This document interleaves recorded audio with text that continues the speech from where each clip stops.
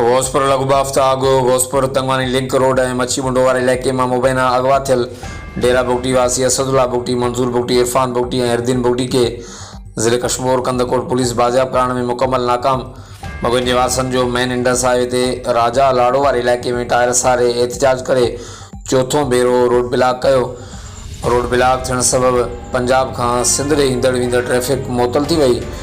मुसाफ़िर सख़्त मुश्किलातुनि जो शिकार आहिनि। मौक़े ते मुगन जे वारसनि मीडिया सां ॻाल्हाईंदे चयो त असांजे सिबर जो पैमानो लिबरेज़ थी वियो आहे, इन करे जो कश्मीर पुलिस लाॻीतो असांखे दिलासनि में राहींदी आई आहे त कचे में ऑपरेशन हले थो ऐं जल्द मूवी बाज़ियाब थींदा, पर हाणे उन्हनि असांखे क़बीलाई तसादुम ॾांहुं मोड़े छॾियो आहे।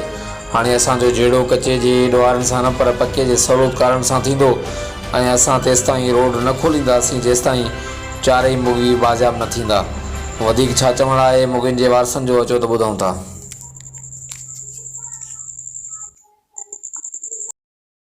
थकी आहे पर को खरदियल कोन्हे।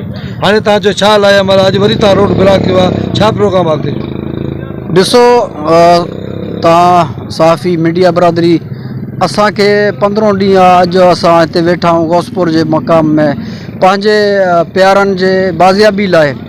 ऐं जंहिं संगत असांखे जेको आहे SP साहब, इंतिज़ामिया या हितों जे मीर मोतबरनि असांखे छड़ो दिलासनि ते टाइम पास कंदा रहा, असांजे माण्हुनि जे बाज़ियाबी लाइ का कोशिश न थी आहे।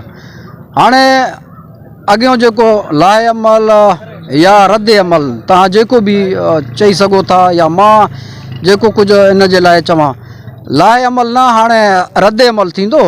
ऐं ही ॻाल्हि वञे थो जेको आहे त क़बाइली जहिड़े ऐं तसादुम जे तरफ़ असां न पिया चाहियूं त जहिड़े ऐं क़बाइली तसादुम जे तरफ़ वञे हा, मगर हितों जे जेको आहे सरदारनि, मीरनि, मोतबरनि, इंतिज़ामिया असां सां का ताउन, का असांखे यकीन दहानी, का असां जेको आहे त अहिड़ी ॻाल्हि न कई त असां जेको आहे त बर्दाश्त कयूं हा।